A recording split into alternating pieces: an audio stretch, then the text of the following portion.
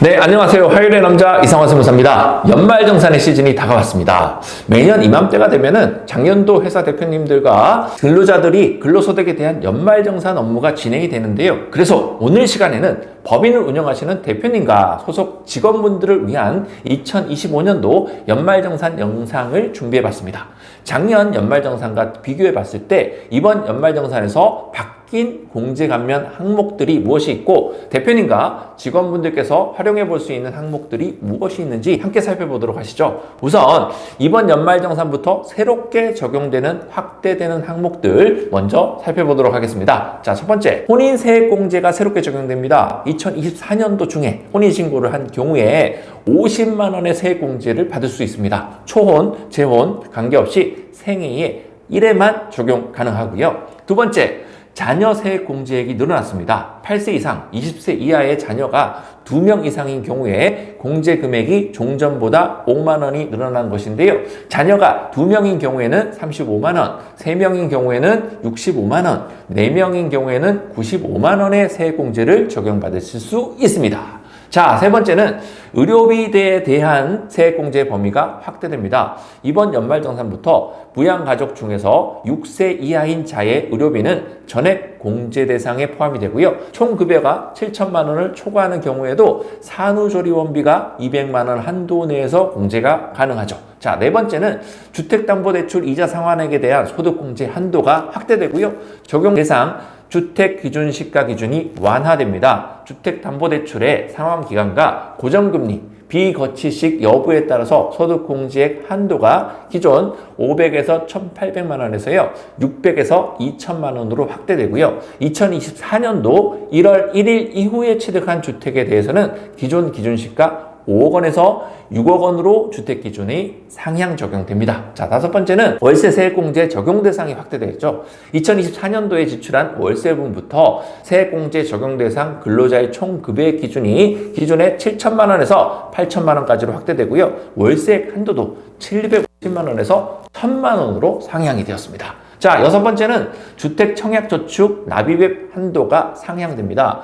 이번 연말정산부터 주택청약저축 납입액에 대한 공제 대상 한도가 연 240만 원에서 300만 원으로 상향 적용된다라고 하고요.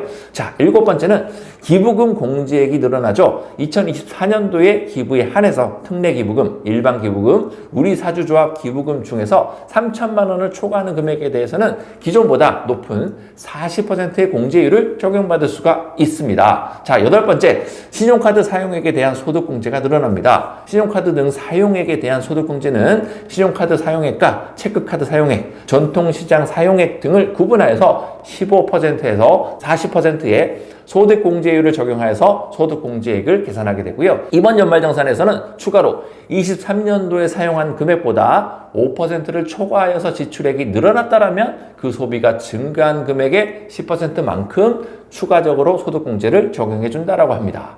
자, 이번 연말정산에서 바뀌는 내용들도 상당히 많은데요. 이 내용들을 거의 대부분이 기존보다 공제 대상이 확대되거나 공제 금액이 늘어난다는 소식이니만큼 이번 연말정산에서 꼭 잘 챙겨보시길 바라겠고요. 한편 법인 대표님들께서는 다른 직원분들에 비해서 급여 수준이 다소 높죠. 그리고 무주택자가 아니신 경우가 많아서 생각보다 적용 가능한 공제 감면 항목들이 많지 않을 수가 있습니다. 작년 연말정산 영상에서도 이와 관련한 내용들을 다룬 적이 있는데요. 이번 영상에서도 법인 대표님들께 적용 가능한 항목들을 다시 한번 짚어드리겠습니다. 자, 첫 번째는 벤처투자 소득공제죠. 벤처기업에 직접 투자하는 경우에 투자액 3천만 원까지는 100%, 3천만 원 초과해서 5천만 원까지 이하는 70%, 5천만 원 초과 부분에 대해서는 30%의 공제율을 적용하여서 소득공제가 가능합니다. 벤처투자조합 등에 출자하는 경우에는 그 출자 금액의 10%로 소득공제 적용이 가능하고요.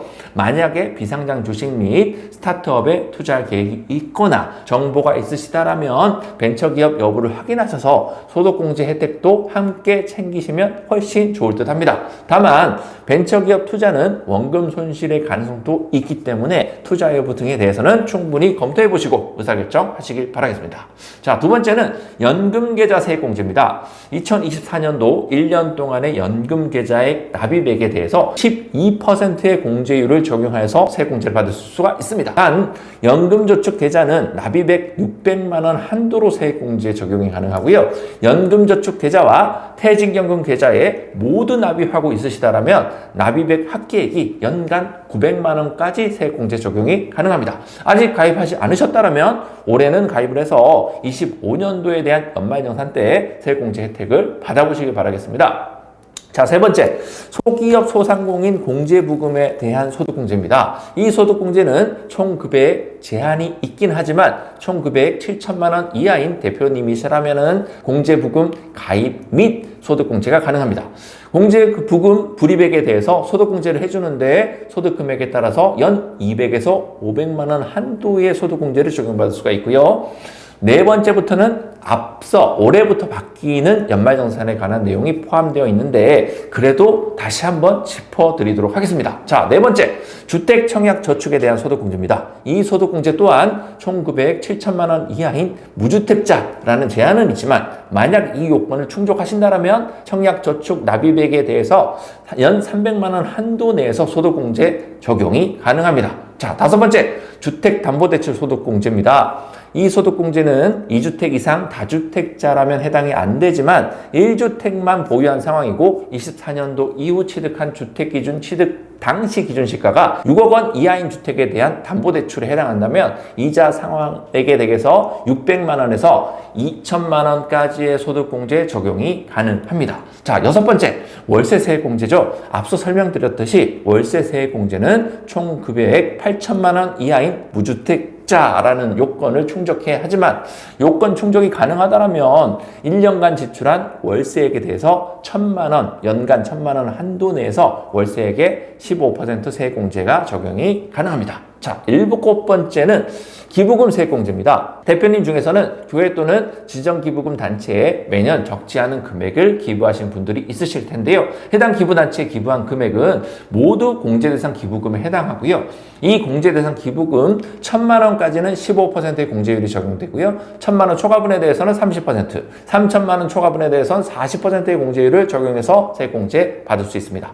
그렇기 때문에 기부금 영수증 잘 챙기셔서 이번 연말정산 진행할 때에 세무사 사무실에 전달해 주시길 바라고요. 이렇게 대표님께서 적용받을 수 있을 법한 연말정산 공제 감면 항목들에 대해서 살펴봤는데요. 대표님의 24년도 총 급여액 등을 미리 체크하시고 관련 서류들도 미리 준비해 주시면 되겠습니다. 그리고 국세청에서는 작년 말에 연말정산 과다공제 사례를 소개하는 보도자료를 발표했는데요. 빈번하게 발생하는 과다공제 사례를 사전에 소개함으로써 이번 연말정산에서는 이러한 실수가 발생하지 않도록 예방 차원에서 보도자료를 준비했다고 할 수 있는데요. 국세청에서 소개하고 있는 주요 사례들을 함께 살펴보겠습니다. 자, 첫 번째는 소득기준 초과자 부양가족 공제입니다. 가장 빈번하게 발생하고 있는 사례라고 소개하고 있고요. 연간 소득금액 합계액이 100만 원을 초과하거나 총 금액이 500만 원을 초과하는 부양가족을 포함하여서 인적공제를 받는 케이스가 이에 해당합니다.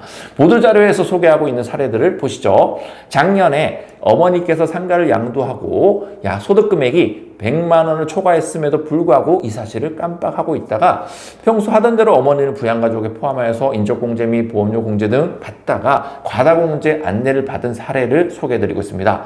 이번 연말정산에서는 인적공제를 적용하시기 전에 소득금액 초과 여부를 반드시 체크해 보시길 바라겠습니다. 자, 두 번째는 부양가족 중복공제죠. 맞벌이 근로자 부부가 부모 또는 자녀를 중복으로 공제하거나 형제자매가 각각 부모를 중복으로 공제하는 케이스가 이에 해당합니다. 참고로 부부간의 부양가족 공제를 적용할 때는 소득이 높은 배우자가 공제 적용을 받는 것이 훨씬 더 유리하기 때문에 잘 소통하셔서 공제 여부를 결정하시길 바라겠습니다. 자, 세 번째는 주택자금 및 월세세액공제 과다공제입니다. 연도 말 현재 1주택을 보유하고 있는 자가 주택, 임차, 차입금, 원리금, 상환액에 대한 공제 또는 청약저축에 대한 공제, 월세세액공제를 받았거나 2주택 이상 보유한 자가 주택담보대출에 대한 이자 상환액 공제를 적용받는 케이스가 이에 해당하겠죠. 총급의 기준으로 초과하는 근로자가 월세세액공제 등을 적용받는 경우에도 과다공제로 인한 문제가 발생할 수 있으니까